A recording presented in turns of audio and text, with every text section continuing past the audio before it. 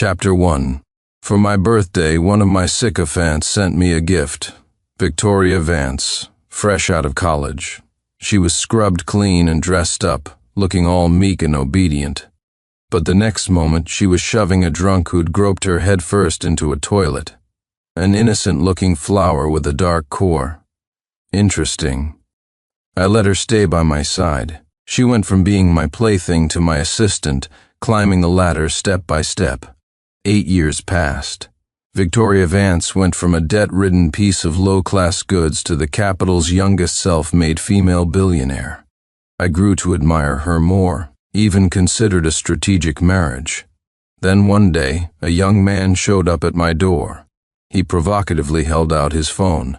Picture after picture of him and Victoria, intimate and close. The last thing was a video. "Vicky, tell me, who do you really love?" Victoria laughed. "Just some old man I've squeezed dry. He's not even worthy of shining your shoes." I just smiled. I never thought a few scraps from my table could raise such an ungrateful backstabber. That night, a freshly severed finger was placed on Victoria Vance's desk. She stormed my estate at midnight, a knife pressed against my neck. Sincere Hawthorne, I adjusted my silk robe, speaking casually.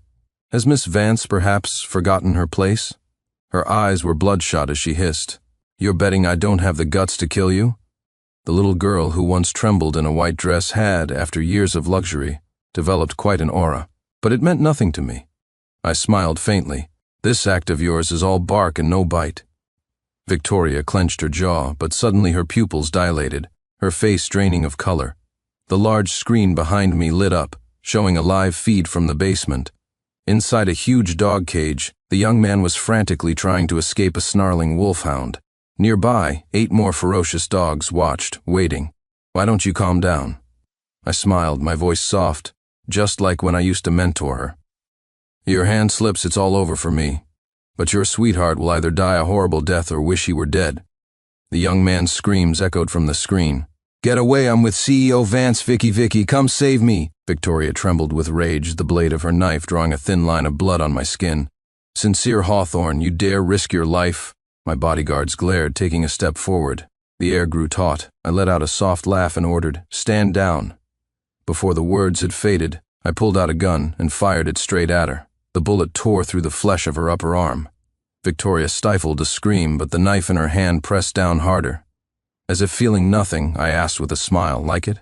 Her face was ashen. "Is that enough? Give him back to me. Ethan isn't like you. He's innocent, kind, and full of light." Outside the estate, Victoria's men had arrived. I only intended to teach her a small lesson tonight, so I quickly gave the order to release him.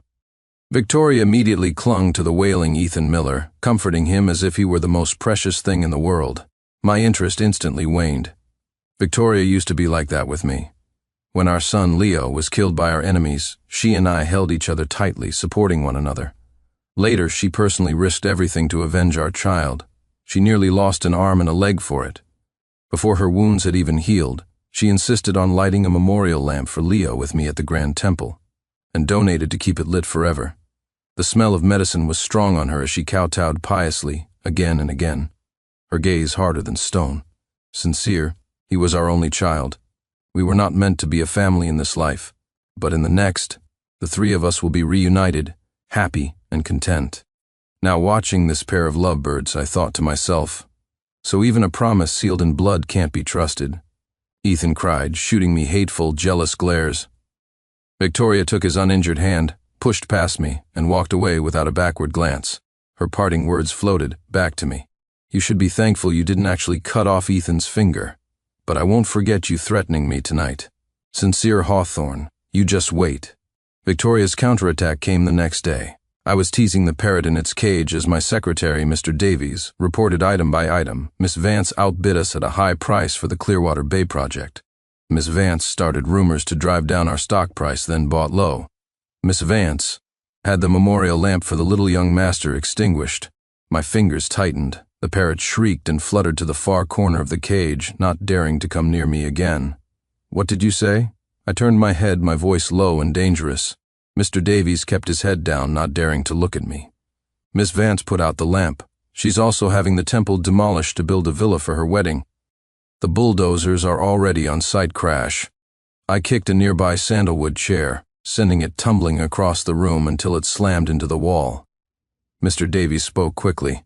I'll send men to stop them immediately. I put a hand on his shoulder. No, I'll go. The limousine screeched to a halt. In the distance, the Grand Temple was already a ruin, shrouded in dust. Ethan, dressed in a sharp suit, was pointing around with an air of triumph. Here, tell the crew to level this part. Vicky, I want to turn this spot into a garden and plant your favorite yellow roses. Victoria clung to his arm, her head resting on his shoulder, smiling in agreement. What a perfectly sweet and harmonious scene, except the ruins before them were where Leo's memorial lamp was buried. I got out of the car first. Ethan was the first to see me. He puffed out his chest, a victor's smug smile on his face. The next second, his eyes widened in horror. What are you doing? Just as he spoke, the sound of a gunshot ripped through the air. I had shot out the tires of his and Victoria's car. Ethan's face went pale. He pulled Victoria back several steps. Sincere, are you insane? Victoria shrieked. My face was like stone as I raised the gun and pulled the trigger a second time. The bullet zipped past their feet, splattering mud on their expensive designer trousers. A dead silence fell over the site. No one dared to move, not even to breathe. I finally spoke. Get out. Victoria forced a smile. Sincere. All of you, get the hell out, I roared. It had been many years since I had been this angry. Everyone bowed their heads under the force of my fury. But Ethan suddenly took a step forward, lifting his chin at me arrogantly. Mr. Hawthorne, Vicky bought this land fair and square. What right do you have to stop us? Victoria sighed and added, Sincere, this is my business. It has nothing to do with you. I scoffed. You have nothing to do with me? What about Leo's memorial lamp? Ethan rolled his eyes. Are you still into that superstitious nonsense? Maybe you should get your head checked. Victoria stepped in front of him. She knew me. She was afraid I'd fire a third shot. Sincere, Leo is long gone. We've both started new lives. Why can't you just let go? Your obsession might be a burden to him. My pupils contracted. Victoria Vance, she stared at me, her smile full of condescending pity, with a hidden flicker of satisfaction. Yes, satisfaction. She said, Leo never even got to see this world. Whose fault was that? Your hands are stained with blood. This is karma. Ethan is different. There isn't a drop of blood on his hands. We had been together for so long that Victoria knew exactly how to hurt me. Leo's memorial lamp is buried on the mountainside not far from here. Are you going to show him how you get your hands bloody right in front of him? Or you could just leave peacefully. When Ethan and I get married, we'll even send you an invitation. Ethan chuckled in agreement. That's right. When Vicky and I have children, they'll grow up here. We can say it's for that unlucky kid's share, too. My arm felt heavy, trembling. I lowered the gun. Victoria Vance, the first thing I ever told you to learn was how to be ruthless and ungrateful. I thought you couldn't do it. I misjudged you. You learned very well. I dug Leo's memorial lamp out of the mountainside with my own hands. I found a new temple and had it lit again. As the flame flickered, I thought I could see Leo's faint, small figure. He was smiling sweetly at me, calling, Daddy. After a long time, I left, my black limousine driving off into the wind and snow. Victoria Vance, you played your hand well. The news of Victoria and Ethan's romance quickly spread throughout the city. They said the new mansion she was building was a masterpiece of luxury, designed by a top team with the most expensive materials. She lavished gifts on her fiancé, spending $30 million on a single emerald wedding ring. No one knew that she was almost my wife. 2 years ago, a bad business decision left her on the verge of bankruptcy. By then, I had already let her establish her own company and didn't interfere in her affairs. She came to me for help, dressed in the same kind of white dress she wore when we first met, looking pitiful and vulnerable. As it happened, my parents were pressuring me to get married, and I was tired of it. So I proposed a win-win partnership. I would inject the capital to save her company, and she would marry me and be a proper wife. She agreed immediately but requested that we keep the marriage a secret. Sincere, I hope that one day, when I stand by your side, everyone will say we're a perfect match. I knew she was lying. An ambitious woman like Victoria Vance couldn't tolerate anyone being above her. She couldn't stand being known only as Mrs. Hawthorne. It didn't matter. I didn't care if it was public or not. After that, we remained distant in public, but in private, we were like the most passionate lovers. Except Victoria kept finding excuses to postpone the wedding. And as she stalled, Ethan Miller appeared. Tisk. Fortunately, I had taken some precautions when I invested that capital. A few days later, I received an anonymous video. The content was simple, a couple being affectionate, playing with a small dog. The people were familiar, Victoria and Ethan. The dog was familiar too, a Staffordshire Bull Terrier. I had bought it last year off the street in Southeast Asia, just before it was about to be butchered. It was too weak to bite, but it still opened its mouth in a biting motion when I, a stranger, touched it. Victoria took one look at it and fell in love. She said she adored its spirit. I decided to be generous and gave it to her. Now this ferocious dog that wouldn't give me the time of day was lying in Ethan's lap, its tail wagging happily. It licked the back of Ethan's hand again and again, not a trace of its fierceness left. Ethan's eyes crinkled in a smile as he called its name. Leo. Good boy, good Leo. Are you only going to lick Daddy's hand? Go on, go lick Mommy's hand too. He stroked the dog's chin and gently tugged its tail. The terrier rolled onto its back, belly up, in a display of submission. Victoria laughed, her voice like tinkling bells as she playfully rubbed its belly. Oh, what a good boy. Leo's so obedient and smart. Give Mommy a kiss. Ethan's eyes darted around as he asked with pointed innocence, calling him Leo. That's Mr. Hawthorne's son's name, after all. Do you think he'll be angry? What does our family business have to do with him? Besides, what's there to be angry about? He's a person. Is he really going to argue with a dog? Hearing this, Ethan smiled even more broadly. His gaze shifted to the camera, as if speaking directly to me. That's right. How can a person argue with a dog? The video ended, my own ice-cold face reflected on the black screen. I picked up my phone and called Victoria. She answered after a few rings. Before she could speak, I demanded, You named a dog Leo? I thought I heard a faint chuckle on the other end, followed by Victoria's careless reply, A living, breathing puppy is 1,000,000 times better than your dead kid, isn't it? The line went dead. I gripped the phone, my knuckles white. Just then, Mr. Davies came in to report. CEO Hawthorne, Miss Vance sent a wedding invitation. I opened the bright red invitation. Between the cartoon figures of a happy couple was a dog wagging its tail. Next to it was a single line, With thanks to my love and my child. Right, her puppy son. Of course he was her child. Mr. Davies's voice was tight. Sir, we can blow up that wedding villa right now. I patted his shoulder. Patience. We have a wedding to attend. The wedding was just a week away. Victoria had bought an entire private island and spared no expense in transforming it into a fantasy palace. The sheer extravagance of it all made national news. The media dubbed it the Queen's Wedding. Everyone knew that the capital's youngest self-made female billionaire was finally marrying for love. On a giant screen, a video played, telling the story of how she and Ethan met and fell in love. From love at first sight to a perfect match. It was truly a match made in heaven.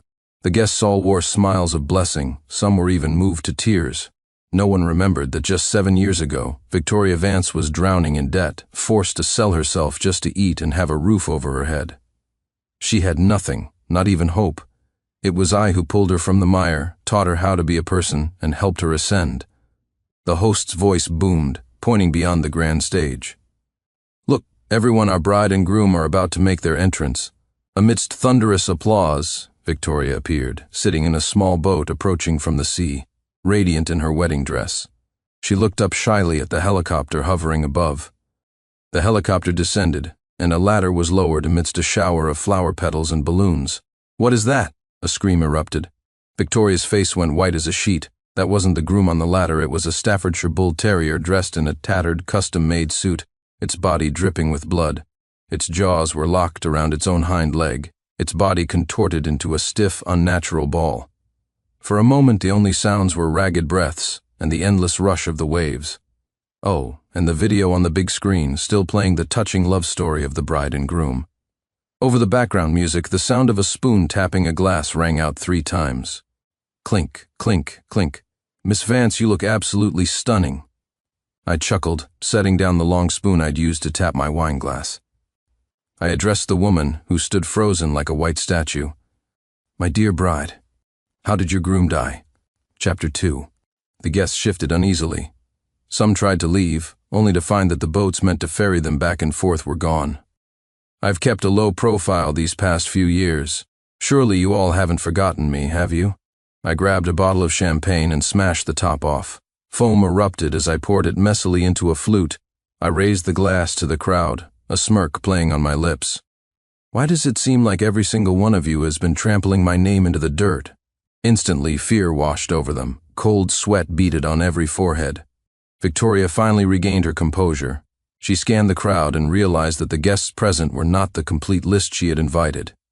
Everyone here was a turncoat who had secretly worked with her to chip away at my company over the years.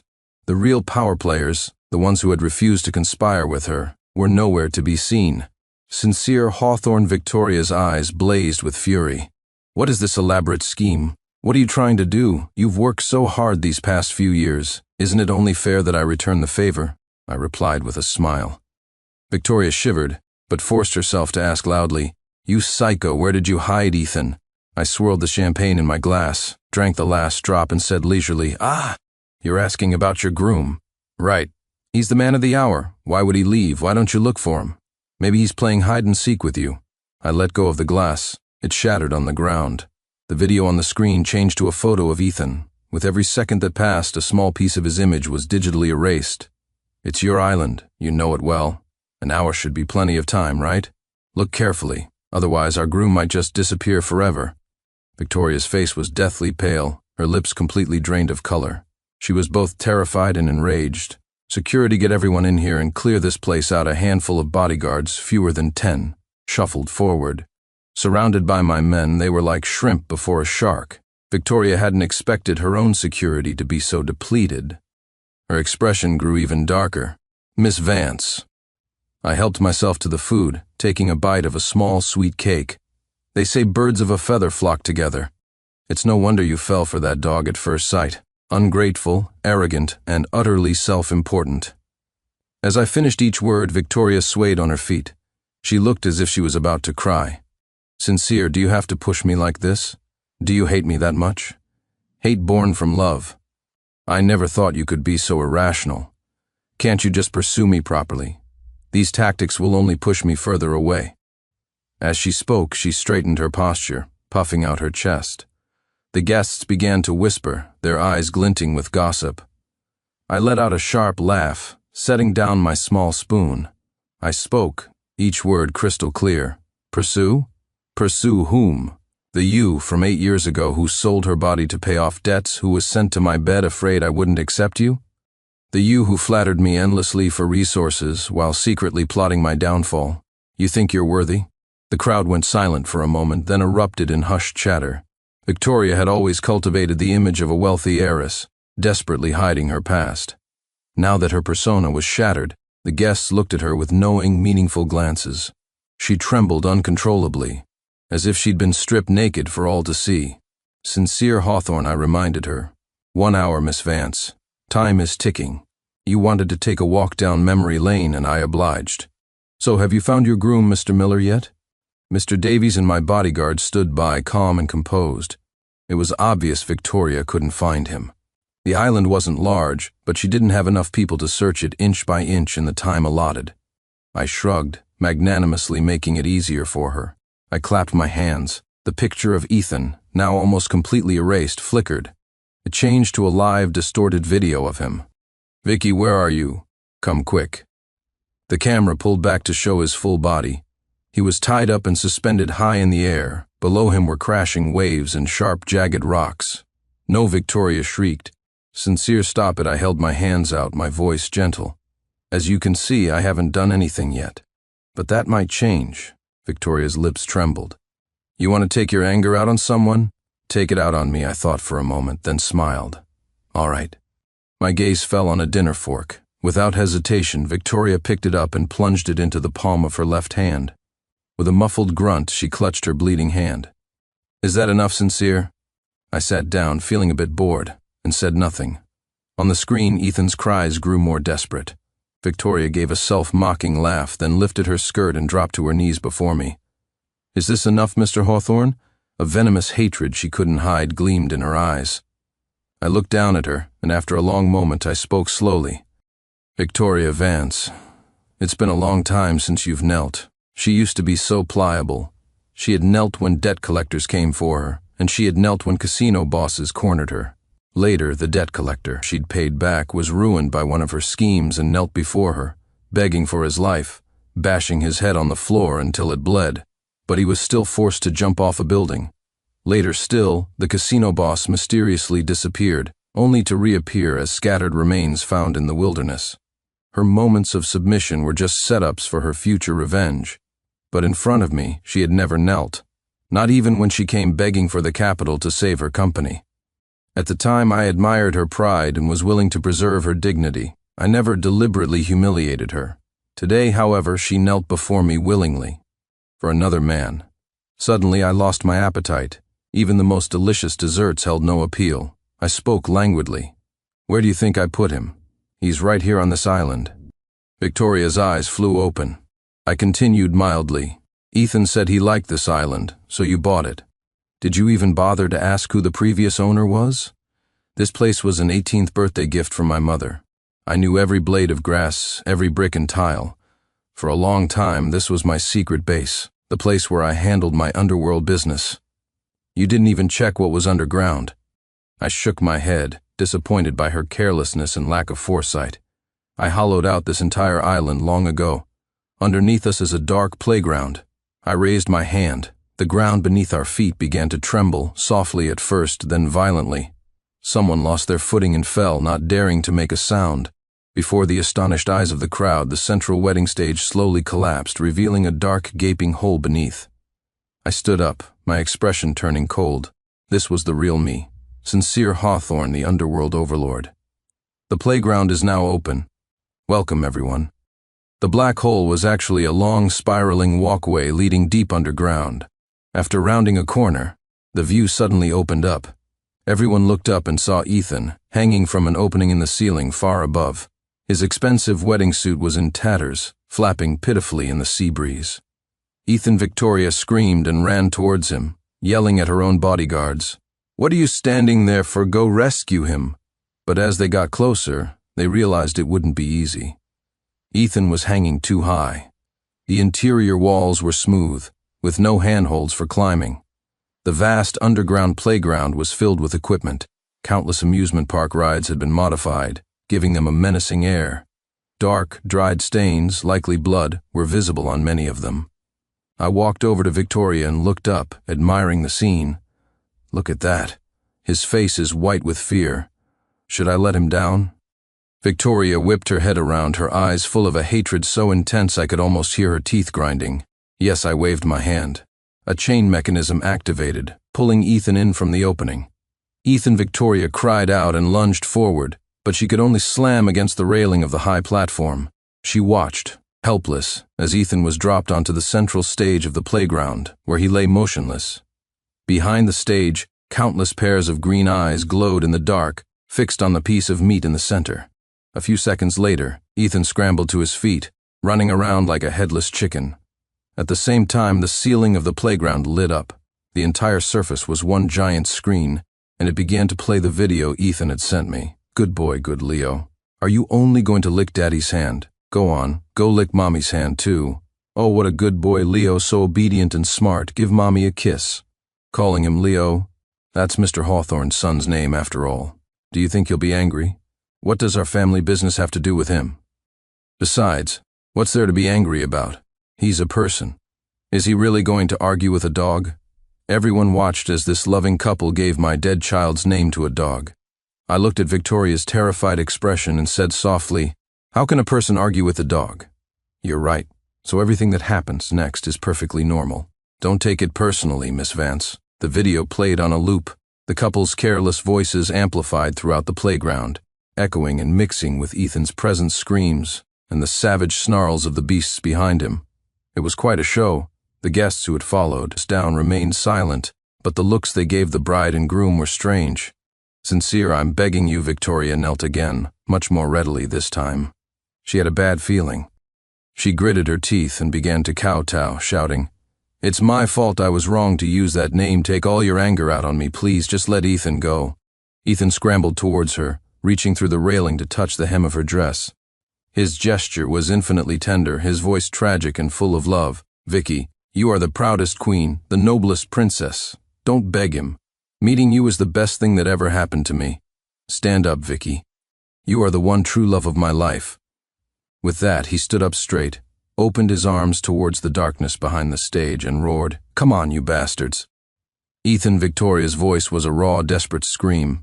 "My dear couple, the iron gates aren't even open yet," I said idly, arms crossed. "Is this the climax already? What will you do for an encore?" Pfft. Mr. Davies covered his mouth, but a laugh escaped through his fingers. The guests, however, were not so polite. The air was suddenly filled with open amusement. Victoria froze, her carefully constructed, emotional performance deflated like a popped balloon. She had tried to stage a tragic romance, but she had become a clown. The show was over. I leaned down and whispered in her ear with a laugh, "I've changed my mind. I don't want either of your lives." Victoria's head snapped around to look at me. The video on the screen abruptly stopped. Ethan glared at me, panting. In that moment, only the sound of barking from behind the gates was clear. Victoria's body went limp. A familiar, slightly surprised, slightly shy smile appeared on her face. "Sincere, you still can't let me go, can you? I regret it too. Sincere, let's just get a new groom for this wedding." Her eyes lit up as if she'd had a brilliant idea. "Leo, we can have another Leo. We'll bring him back. What do you say?" I suddenly had to admire Victoria. She was the first woman to ever make me feel so nauseated.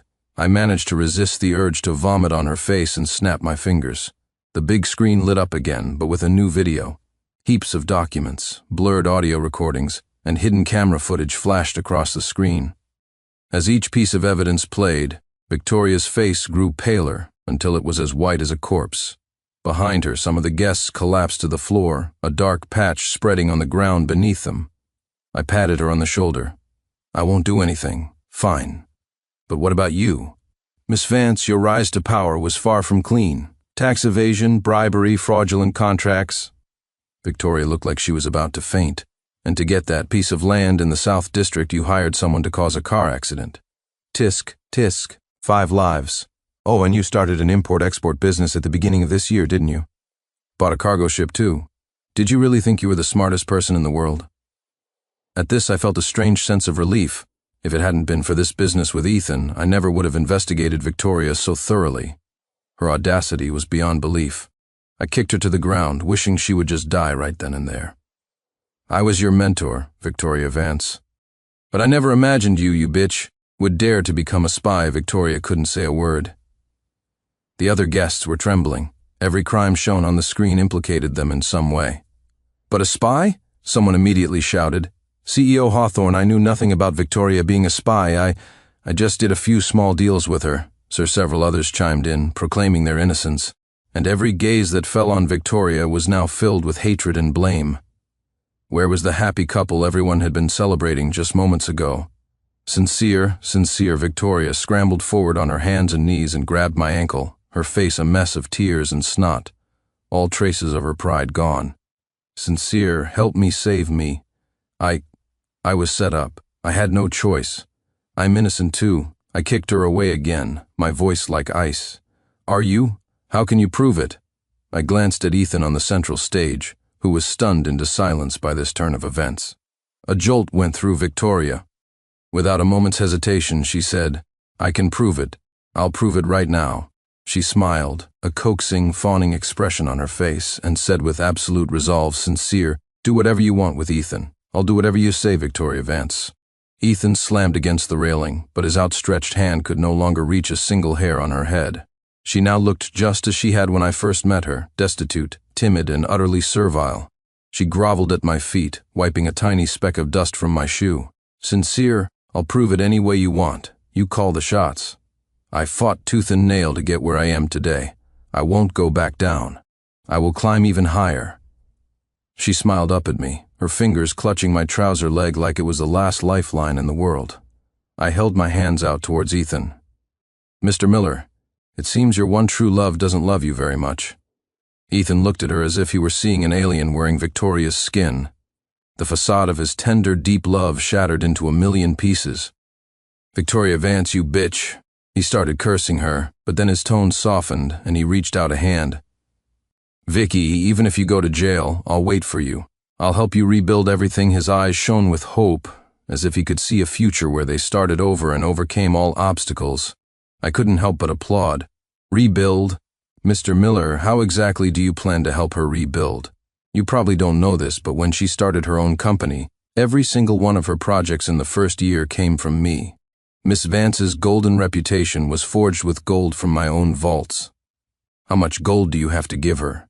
I was mocking Ethan for being naive, but Victoria seemed to hear it as a declaration of my lingering affection. She looked genuinely touched. "Sincere, I've been too willful these past few years. I'm sorry. We're still young, we can have another child soon. Yes, it will be a son. It will be Leo." Ethan couldn't accept it. "Victoria Vance," he cried in anguish. "This has nothing to do with you anymore." Victoria's face suddenly went cold as she snapped at him, her chin held high. Smack! I slapped her so hard 2 of her teeth flew out. "You think I would ever touch you again?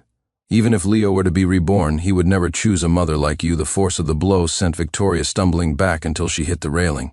She looked at me, tears streaming down her face, still trying to salvage the situation. "Sincere?" I scoffed. "Think carefully, Miss Vance.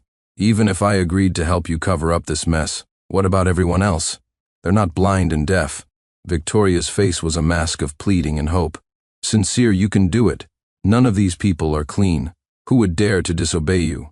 Mr. Davies, who had been watching silently, chuckled and interjected, "Mr. Miller is clean at his words." Victoria froze as if turned to stone. After a long moment, she slowly turned her head to look at Ethan. Ethan instinctively pulled his hand back and took a step away. "Vicky?"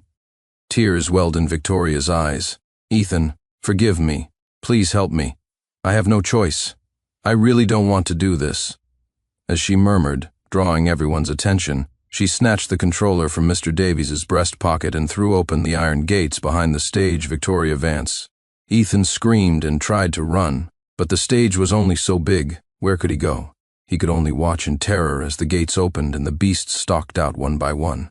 Victoria spoke to him in a soft, gentle voice. "Darling, didn't you say I was the one true love of your life? Save me, and don't worry, no matter what happens to you, I promise I'll take care of you for the rest of your life." Ethan stared at Victoria, his face contorted in a mask of fury. With a primal roar, he summoned a burst of strength. He managed to squeeze half his shoulder through the gap in the railings, stretching out his arm. Caught off guard, Victoria was yanked violently forward. Ethan held on to her with one hand and tore off his wedding jacket with the other, using it to tie her to the railing. A dozen drugged wolfhounds closed in, their gaping mouths dripping with saliva, the stench of them thick in the air. Victoria screamed and tried to escape, but it was no use. She kicked Ethan hard. "You bastard, you want me to die?" Ethan slapped her back across the face and grabbed her long hair, laughing maniacally. "We'll die together." As the hounds got closer, I took a military combat knife from one of my bodyguards and tossed it to the edge of the railing. A long, thin chain was attached to the hilt. "My dear couple, I never said you had to die." A look of ecstatic relief washed over Ethan's face. He grabbed the knife and tried to throw the chain over the top of the railing.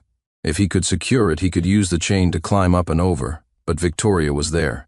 Tied to the railing, unable to escape, she snatched the other end of the dangling chain. "Untie me first," Ethan refused, his eyes bloodshot as they fought over the knife. In the struggle, Victoria kicked him squarely between the legs. Ethan screamed and let go, curling into a ball. Victoria, overjoyed, cut through her wedding dress, freeing her hands. Then, just before she ran, she hurled the knife with all her might at Ethan, who was about to be overwhelmed by the hounds. It struck him squarely in the chest. "Sincere, see?" I proved it. The joyful expression froze on her face. I stepped aside, revealing the police officers standing behind me.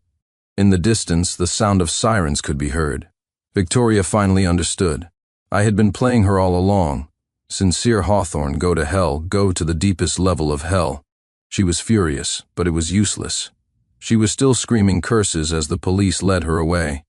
After the scene quieted down, I looked at the trembling guests with a faint smile. I simply raised an eyebrow, and these savvy opportunists scrambled to pledge their loyalty. I waved a dismissive hand. "Get out." 7 months later, Victoria Vance was convicted on multiple charges and sentenced to death, with the execution to be carried out immediately. I didn't go to see her. I also refused her request for a final meeting. There was no point. As for Ethan, I showed some mercy that day and had him rushed to the hospital. But the dogs had bitten him in a very unfortunate place. He would spend the rest of his life as a eunuch. The trauma was too much for him. He developed a severe mental illness. Out of the goodness of my heart, I went to visit him once at the psychiatric hospital. He had just taken his medication and was lying limply on the bed. When he saw me, his eyes filled with a mixture of fear and venom. "You think you've won, Hawthorne? Ha ha ha, you don't know, do you? Victoria never loved you. She hated the way you looked down on her, the way you treated her like charity. So that kid, Leo, your son, you think his death was an accident? That bitch did it on purpose. She didn't want to have your child. She said the thought of it made her sick." I listened, but felt no ripple of emotion in my heart. Just then my phone rang. A sweet female voice came through. "CEO Hawthorne, I've invested so much in this. Can't you give me a little boost?" I chuckled softly. "A car will pick you up tonight." I hung up and raised an eyebrow at the seething Ethan. "Did you really think I'm afraid of being betrayed by an idiot?"